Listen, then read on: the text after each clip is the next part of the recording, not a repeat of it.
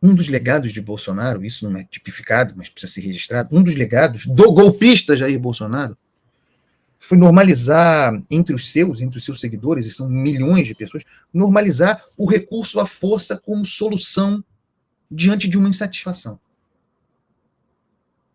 E isso remonta, nunca vou me esquecer, muita gente achava aquilo o máximo, hein? Manifestação a favor. Eu não sou sommelier de manifestação, fui acusado disso naquela ocasião, inclusive. Maio de 2019, já estava vigorando o inquérito das fake news, hein? Que é de março de 2019, mas ainda não tinha... Já tinha censurado a revista Cruzoé, mas ainda não tinha o corpo que tem hoje, foi ganhando. Estava tudo ali nele já, eu fico à vontade porque denunciava. Em maio de 2019, o bolsonarismo fez uma grande manifestação na Avenida Paulista, gigantesca, manifestação a favor. Com um discurso golpista, estava tudo ali. E a constituição do bolsonarismo passa por aí mesmo, que é assim, fui eleito, Bolsonaro, foi eleito, presidente da República, Bolsonaro. Em função disso, dos 50 e tantos, quase 60 milhões de votos, isso autorizando uma insatisfação violenta contra os outros poderes, contra a ideia de equilíbrio, da harmonia, que consiste em um limitar mesmo o outro. Ali já estava claro, 5 meses, acho que foi dia 26 de maio, 5 meses do governo Bolsonaro. Os caras estavam fazendo manifestação a favor, com um discurso golpista. Naquela ocasião até engraçado, era mais contra o Congresso. O Congresso que impediria Bolsonaro de ser. Porque havia esse inconformismo mesmo, que está na lógica do bolsonarismo, um horror à República e a ideia de representação. O cara foi eleito, 60 milhões de votos, é um imperador. Não tem de ser limitado pelos outros poderes. Depois o foco sai do Congresso, porque aí surge o orçamento secreto. Bolsonaro participa do nascimento do orçamento secreto, se acerta com o Congresso, com o Centrão, foi visitado por Arthur Lira ontem, se acerta com o Centrão, o inimigo vira o Supremo. E aí Bolsonaro normaliza o emprego da violência, a truculência, e do verbal para o físico não custa muito, normaliza a violência como forma de expressão contra, no final das contas, o resultado da eleição. Bolsonaro, afinal, liderou um movimento golpista contra o resultado das eleições. Aí você vai ter a versão oficial é de que o golpe não foi possível em função de não terem aderido ao movimento, que precisaria dos militares, o general Freire Gomes, comandante do Exército, e o brigadeiro Batista Júnior, da Aeronáutica. Eles se recusaram a aderir. Isso no bojo daquelas várias reuniões, porque é o seguinte,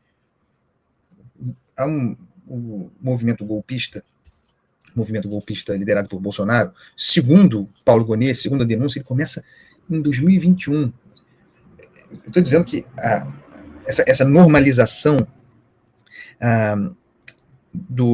essa normalização do recurso à força contra o que não gostamos, isso vem de muito tempo. Mas, do ponto de vista do recorte da denúncia, Paulo Gonet vai a 2021 como início do troço. Eu acho isso muito amplo. Aquela live e tal, depois tem a reunião com os embaixadores. Eu acho isso, Renan, de já 2022, mas tem aquela live em 2021 e tal, sobre urna eletrônica. Eu acho muito amplo isso. Para mim, o centro do movimento golpista está nos meses de novembro e dezembro de 2022. Algumas coisas acontecem em julho, antes da eleição. Está lá, em julho, tem áudios disso, reunião, Bolsonaro, falando abertamente sobre... E o cara vai dizer que fez isso dentro das 4 linhas da Constituição, seriam soluções constitucionais e tal, os decretos possíveis, de estado de sítio e tal. Estão lá falando que era preciso agir antes das eleições. Agir o quê? Agir para quê? Para evitar a troca de governo. Está dito? Porque depois das eleições fica mais difícil. Não conseguiram agir antes das eleições, e a gente chega aos meses de novembro e dezembro. Ali, nas várias reuniões, ali fica configurada, para mim, claramente, a organização criminosa. Ali fica configurada, as várias reuniões mesmo preparatórias. A gente entra na questão formal, de que falamos ontem aqui. Isso certamente vai aparecer no julgamento. Luiz Fux, aliás, já tratou disso, no momento da recepção da denúncia. A diferença entre ato preparatório e ato executório. Em que momento a cogitação, a especulação, o que se debate na reunião, em que momento aquilo vira uma tentativa de golpe de Estado. Isso vai surgir no julgamento. Assim como surgirá no julgamento, certeza, a questão já falei aqui, a sobreposição de tipos, né? Já falei aqui e repito, não faz sentido. E isso resulta em, isso prosperando como divergência, isso resulta em dosimetria da pena, penas menores. Golpe de Estado e atentado contra o Estado Democrático de Direito são a mesma coisa, uma coisa não está contida na outra. Como é que são dois tipos à parte nesse caso? Aquilo que as defesas esperam, né? Eu falo as defesas porque eu já disse, não é? Eu comecei a falar do Braga Neto e aí foi embora, não voltei. Porque não é só Bolsonaro julgado, tá lá Braga Neto, Braga Neto, Augusto Heleno. Tô achando que Augusto Heleno vai se safar? Do general Heleno, tô achando que vai se safar. Tu não, senhor.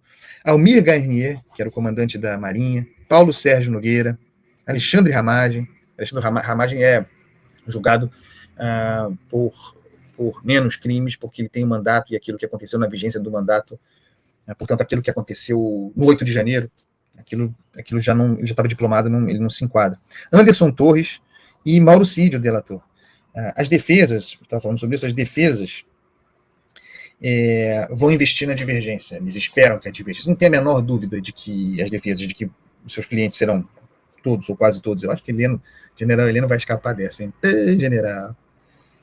Risonho e tal, bonachão. Tava lá, general, dizendo, é o senhor dizendo que tinha que agir antes das eleições, certo? Mas que o senhor vai ser aliviado. As defesas esperam que haja divergência, né? Tem muitas apostas na divergência de Luiz Fux. E aí pode ser na sobreposição de crimes, né? O voto do relator para que esses crimes sejam os dois considerados, e a divergência, por exemplo, para que seja apenas um. Isso é uma divergência. Divergência na dosimetria das penas, portanto, na extensão das penas. Essa divergência pode ensejar a aposta das defesas, para prolongar o julgamento, para levar para o plenário do Supremo, para os 11. Pode ensejar os embargos infringentes. Tem uma discussão chata aí, porque não há previsão sobre quantos votos divergentes seriam necessários na turma para permitir o embargo infringente. No plenário, são 4 votos dos 11. 4 votos, acho que é isso. 4 votos você tem direito ao embargo infringente, se eu não me engano. Uma coisa assim. Na turma, não há esse arranjo. Há jurisprudência, mas ela também é duvidosa. Fala-se, que já houve julgamentos assim, que seriam necessários 2 votos. Então, apenas a divergência de Luiz Fux não seria capaz de criar as condições para o embargo infringente. Precisaria haver uma outra divergência. Mas isso não está claro. Então, o tribunal vai ter que se debruçar sobre isso, no momento do recurso. Na hipótese de que haja votos divergentes, quantos votos seriam necessários para que o embargo infringente, portanto, um recurso ao plenário do Supremo para que o embargo infringente tivesse lugar.